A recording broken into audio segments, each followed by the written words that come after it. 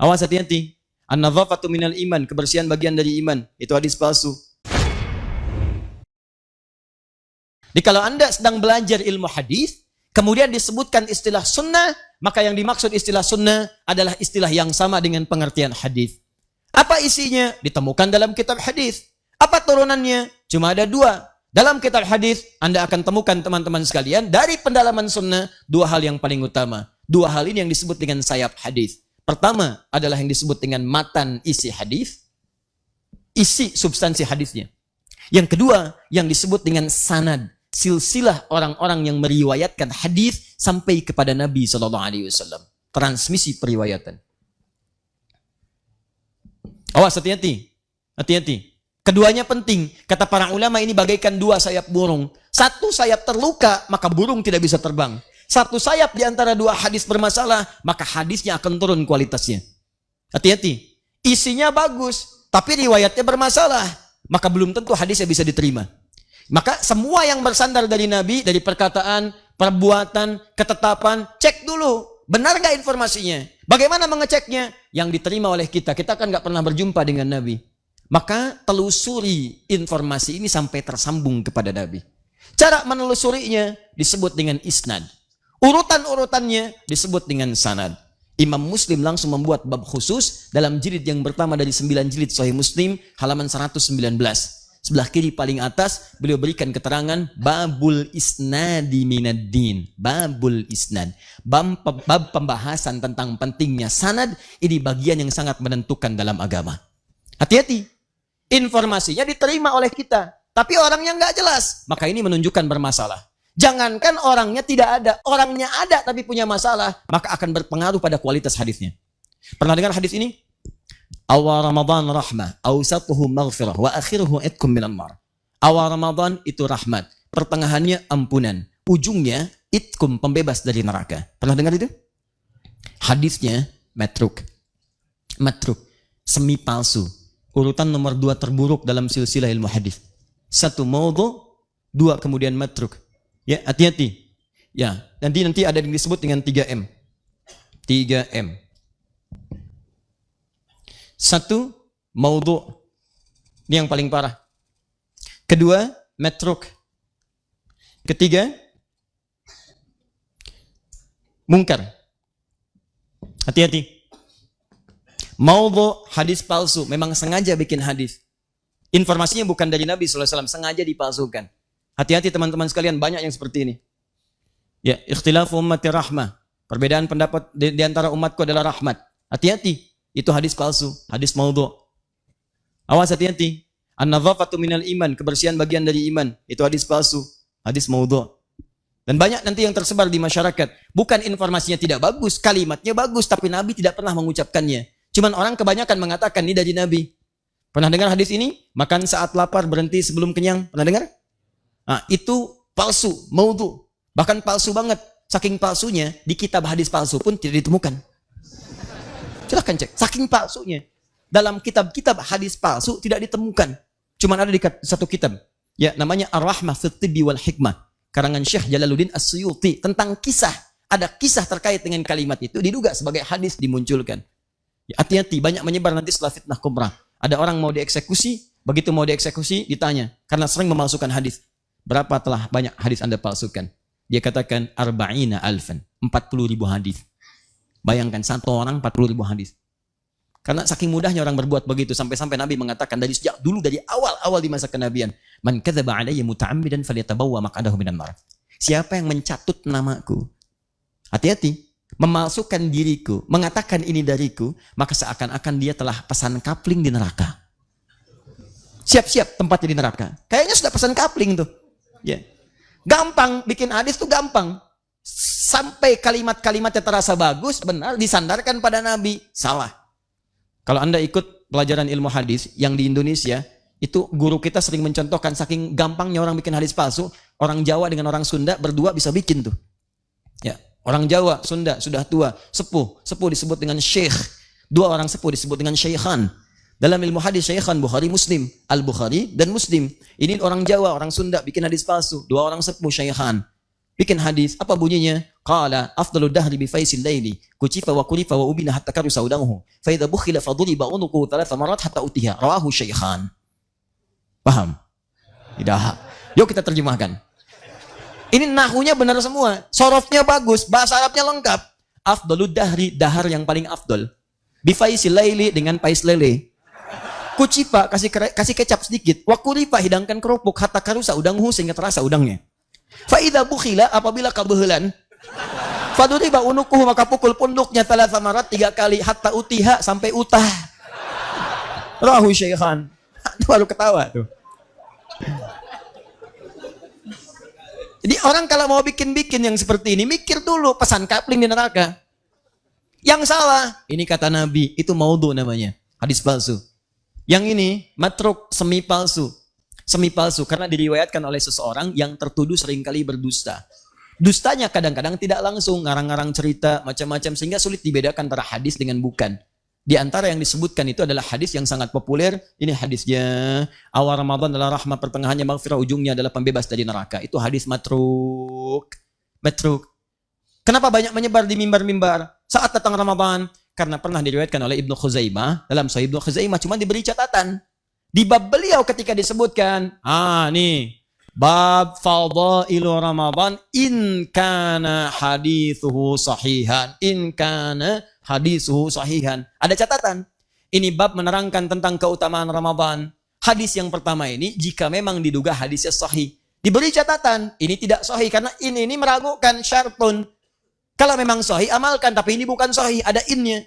Setelah itulah kemudian masa lewat, terjadi peristiwa, ada kebanjiran. Saat banjir itu kemudian menimpa juga sebagian kitab Ibnu Khuzaimah, tersapu huruf innya, hilang di bab ini. Maka berubah kalimatnya, bab fadailu Ramadan kana hadithuhu sahihan. Bab tentang keutamaan Ramadan, hadisnya sahih. Dinukil oleh orang setelahnya, ditulis kembali, innya hilang. Maka tersebarlah di masyarakat kemudian. Padahal awal hadisnya adalah matruk, mungkar, hadis yang diriwayatkan oleh orang-orang, mohon maaf, yang berperilaku yang kurang pantas, sering menyimpang dalam ketentuan agama. Mabuk, tapi meriwayatkan hadis. Maka hadis yang mungkar ingkari, jangan diambil. Ingkari. Kenapa diingkari? Bukan kalimatnya yang kurang bagus, tapi diriwayatkan oleh orang yang punya perilaku buruk. Khawatir nanti ketika diamalkan ada tuduhan pada agama. Pantas perilakunya begitu. Hadisnya diriwayatkan orang mabuk. Muncul tuduhan. Karena itu kemudian ulama bikin kualifikasi yang sangat ketat dalam persoalan ini. Sanad bermasalah, maka menurunkan status ini. Matannya bermasalah, maka kehilangan kemudian kepercayaan dari riwayat yang disampaikan. Jadi teman-teman, kalau Anda ingin mencari pengertian sunnah dalam pengertian hadis, maka kembalikan ke kitab hadis. Jelas? Cari referensinya. Ada 4 jenis.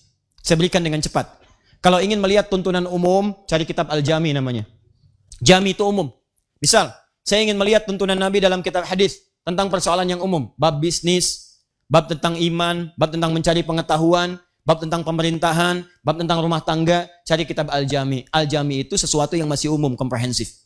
Di antara yang paling populer ada kitab namanya Al-Jami As-Sahihil Musnad Al-Mukhtasar min umuri Rasulillah sallallahu alaihi wasallam wa sunanihi wa ayyamihi. Ulang. Karena terlampau panjang, singkat dengan Sahih Al-Bukhari yang meriwayatkan Imam Al-Bukhari.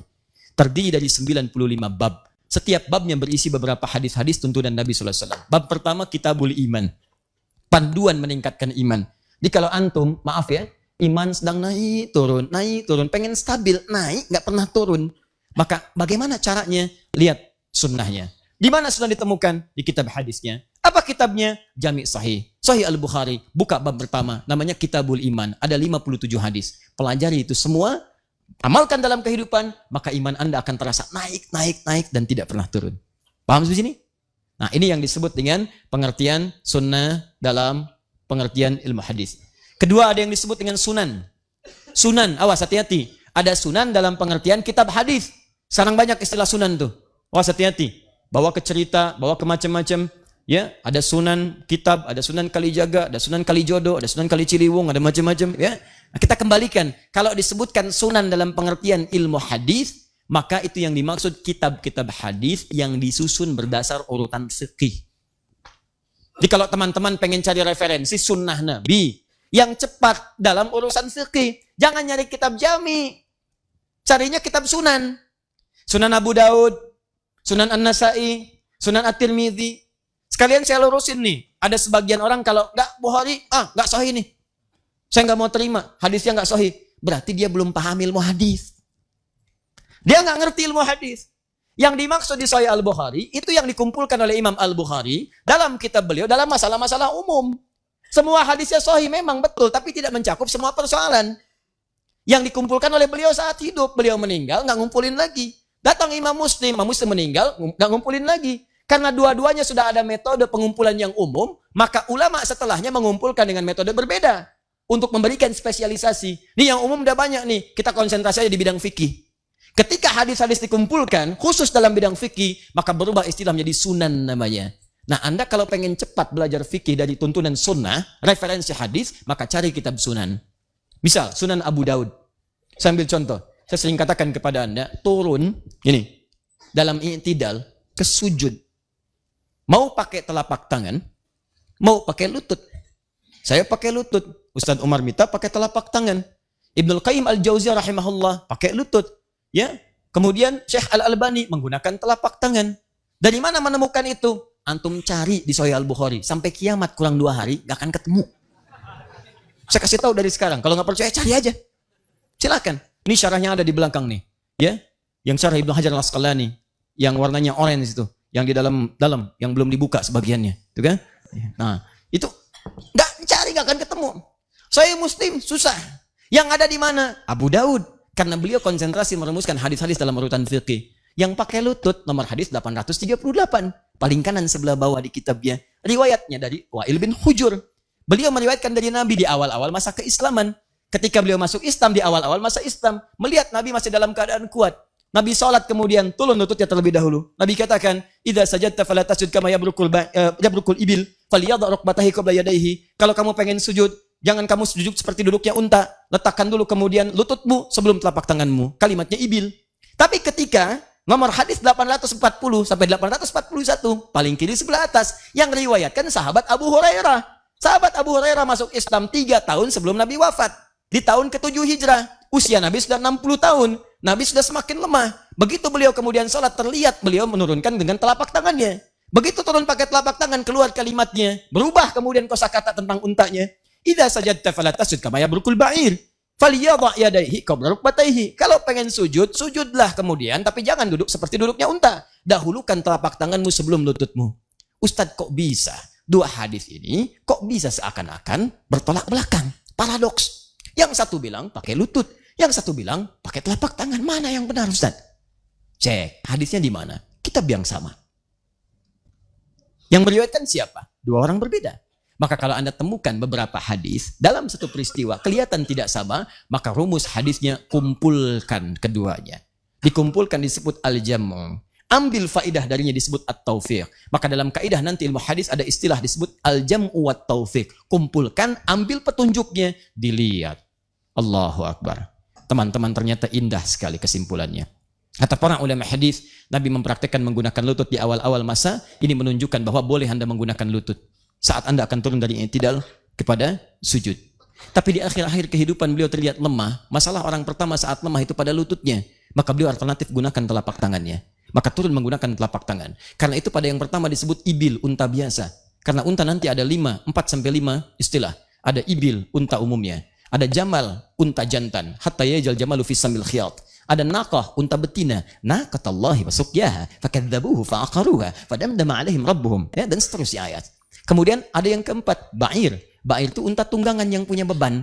Nah, yang tadi unta turun, jangan seperti unta dahulukan telapak tangan disebutkan ba'ir. Yang dahulukan lutut disebut ibil, yang tidak punya banyak beban. Artinya apa? Nabi ingin memberikan gambaran bahwa kalau mau sujud silahkan cari 2 alternatif. Boleh pakai telapak tangan, boleh pakai lutut. Jangan juga simpulkan dengan kesimpulan yang keliru. Kalau ada orang menggunakan telapak tangan, berarti dia sudah sepuh, sedang punya beban. Belum tentu. Karena ada atlet yang cedera lututnya.